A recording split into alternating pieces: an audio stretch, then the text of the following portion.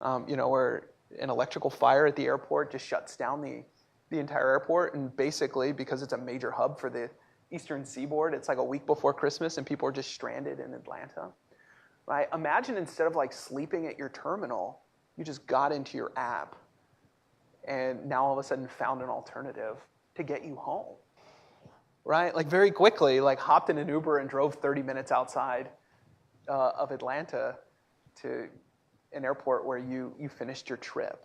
Right? So these aren't even in competition per se with one another. They're also complements, right? Like we mentioned before, for people who are flying, let's say from, driving from Logan, Utah to Salt Lake City and then flying from Salt Lake City to DCA, if we could, shorten that drive by, an hour and 15 minutes by flight. Also on instances where, there are, mistakes or mishaps in the airlines and now all of a sudden you need an alternative, right? These are ways to improve choice and increase quality for consumers.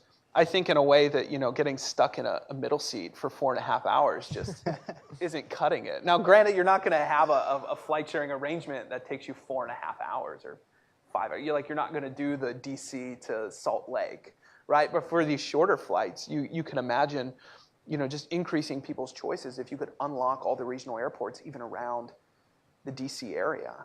And now all of a sudden you're, maybe even flying out of BWI or somewhere and flying into there, but having an opportunity to fly into Leesburg, for example, right? Just increasing the choice by one, or two or three for even a place like DC, I think could have, improve dramatically the customer experience for aviation in and out of the DC area. Fair. Matt, do you have anything to Yeah, well, I think we see a lot of pushback from the business aviation community who see flight now and flight sharing as a threat to business flying. But I think, Chris, you really hit the nail on the head there, is that we don't see it as that.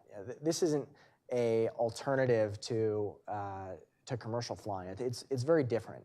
The pilot, they might say, oh, you know what, I wasn't that well rested, I'm not going to fly today. And that's okay. But what we're trying to provide is an alternative. This is not something that's going to replace those cross-country flights, but it could get you from a regional hub to another regional hub. And that's something that the airlines are not good at today. So it's about consumer choice and having an alternative to get you to where you'd like to go. That's really what we're trying to achieve here. So, speaking of various interests, I assume that the Flight Now sagas didn't end at the Supreme Court denial of certiorari. It appears that Senator Mike Lee has actually been quite interested in trying to find a legislative solution to the regulatory quagmire that appears to be where this kind of ended. Are there ongoing efforts for this? How has this kind of played out in the legislative branch? And as a corollary question, which I think you touched on a little bit, is there a real regulatory capture perspective here? Is there a fear that innovation is actually going to be stymied by the power of extant interests that are entrenched?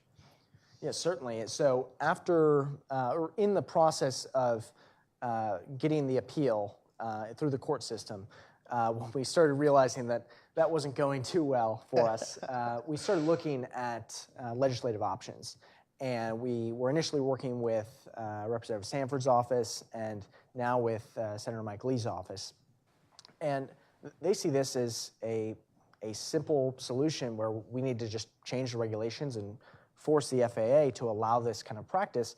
One, just to bring us up to speed with Europe, but two, to unlock all these benefits that are currently tied away from us by the FAA and the position that they've taken. So we started going about this process. We had an amendment written to throw onto the FAA reauthorization bill, and we got an enormous amount of pushback from various interests. I think the most shocking one was actually the Aircraft Owners and Pilots Association. We heard this and we're like, wait a second, the AOPA, the Pilots Association, they're against this? So we emailed them and set up a meeting with their head of policy. And we get on the call, and they had invited the National Business Aviation Association on the call and the Airline Association. So we're like, oh, okay, this is why you're against it. It was just very shocking to see that lobbyist interests are stopping this innovation. And the Senator Mike Lee's office, he told us that this is the reason why this is not moving forward. They are the ones blocking this from actually passing. So that's really the big holdup now. Yikes. Yeah, and I think just the sort of the legal landscape where we are right now. So I think one thing that we haven't mentioned yet, I mentioned this before with the FAA being a safety administration. They were given the statutory charge by Congress to regulate for safety, and they've done that very, very well, right? It also should be noted that the term common carrier that we've been talking about, and which is really the primary vehicle by which the FAA shut down flight sharing, was classifying all the pilots as common carriers. It was something that Congress never defined in the Act, right? In the Federal Aviation Act. There are all of these aircraft-related terms that are defined, and even the term common carrier is used in some of the other definitions in the Federal Aviation Act, but Congress never defined the term. Congress never said who was and who is not a common carrier. And so this left it to the FAA. So the 1986 advisory circular that I mentioned before that laid out the 4-part test, the transporting persons from place to place, holding out the transport persons from place to place for compensation, that's the FAA's definition of who is a common carrier. Congress has just left it to the FAA, and now they've taken that advisory circular and they've interpreted it and reinterpreted it through these ad hoc legal opinions that they send to folks like Matt when they build a platform and say, actually, you are a common carrier. And so the step that Mike Lee's office was trying to take was to define the term in law. Is to say, you know what, this is an important term and it's clearly affecting innovation in aviation. It ought to be defined, as opposed to letting the FAA just interpret for itself who is and is not a common carrier on this sort of, well, how many friends do you have on Facebook standard, right? It's very difficult to shape aviation in that way when it's, you send the tweet and then we'll tell you if you broke the law, right? Very, very difficult to do this. So the Aviation Empowerment Act from Senator Lee's office would have first and foremost defined common carrier once and for all in the statute and provided clear boundaries for the FAA for who is and who is not in that box. Now you look at the latest version of the FAA reauthorization, and it does have flight sharing language in there. And what it does is it gives a shot clock to the FAA to provide clear guidance for who is and who is not a common carrier and some examples. I would say the problem with asking the FAA to do this is the panel before this on supersonic flight, that's very clear guidance, right? They just said this very banning, right? Like just ban supersonic flight. Can't be clear, right? It's banned, right? So the issue with telling the FAA just be clear about your prohibition on flight sharing, it actually isn't going to encourage anything other than a clear restriction that still the FAA is able to interpret and reinterpret over time as it sees fit. So where we're at right now is sort of this amorphous sort of regulatory space where it's only clear to the person writing the legal opinion at the time what the FAA's position is really going to be after it's issued. And it's extremely problematic for innovation. It's problematic for the rule of law, right? That's no way to regulate. That's no way to go about making law in the United States on this sort of ad hoc legal opinion basis. And it's driving innovation to Europe. I can't speak much to the capture story as you can, but I do think, again, this is, even the capture stuff aside, the FAA was told be a safety regulator and then not giving clear boundaries, and they're doing exactly what they were told to do. I mean, this shouldn't really surprise anyone that the threat of risk, right? The FAA, no risk is too great to regulate away, because at the end of the day, that's what they've been asked to do, is to make aviation safe.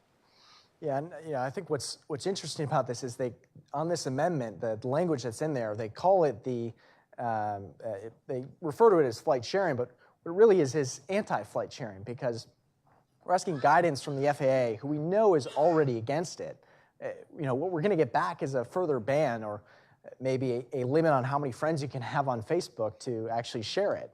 What we're not going to get is actual flight sharing. And that's the issue with this watered down language that we've gotten. And just a kind of a quick follow-up on that is, are you worried about kind of going the way of the supersonic jet in terms of the FAA's attention to statutory timelines for issuing guidance? If anyone's not familiar, the FAA had a mandamus issued, which is a writ compelling action at one point in time to issue guidance on the supersonic jet because it had taken so long to do the guidance it was commanded to issue. Well, I think we're just getting further and further behind on Europe right now. So instead of saying, this is what we need, this is how we should define common carriage, and this is flight sharing. If we're not doing that, which the current bill isn't, it's asking for guidance and it's asking for a report. That's just delaying the process further while Europe is advancing and getting more robust with their flight sharing. So it's putting the U.S. in a really bad spot. And also in issuing the guidance, what the language says is the FAA is to give some examples. Now, it's really clear for maybe the 3 or 4 or 5 examples they give, how they feel about it. But then again, I mean, the whole way that entrepreneurs create value in society is, finding opportunities that no one else has found to do something new and better than the way that things have been done before. And so now you're still in this exact same position, even with the guidance, for this sort of yet to be thought of approaches to flight sharing. It's right back exactly where we are, where it's this mother may I approach of you describe a hypothetical to the lawyers, and then the lawyers tell you, well, maybe, maybe not. It really just depends. And when we initially were working with the FAA on this and trying to figure out how can we structure Flight Now to work within the spirit and the regulations that existed, we had submitted a request for interpretation. So we submit an example, and they'll come back to us and tell us whether they feel that's legal or not legal. And when we sat down with the FAA to, once they had made it clear that they did not like the model that we had chosen, we said, all right, well, can we have a conversation about a different model that would allow flight sharing and work with a way that the FAA would feel safe, a way that we can share data and make aviation better.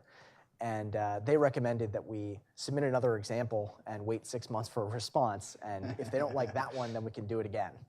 So it was just not, they weren't willing to work with us. They weren't willing to help innovation. All right. Well, with that, we will turn to the audience Q&A portion of the moderated discussion. If everyone could please wait to be called on, wait for the microphone to be brought to you so that everyone who's watching online and in the room can hear and announce your name and affiliation, I would be very appreciative. Sorry.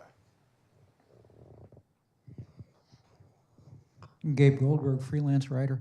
In struggling to understand what the FAA had in mind besides lobbying and regulatory capture that led them to not like Flight Now, I wondered if TSA and external influences from the FAA contributed to the FAA's hostility to what you were doing. And the other question is sort of a thought experiment. Suppose instead of doing this online, you had done it by telephone, where pilots could call a number and register flights and passengers could call a number and request flights as sort of a Luddite approach to what you were trying to do.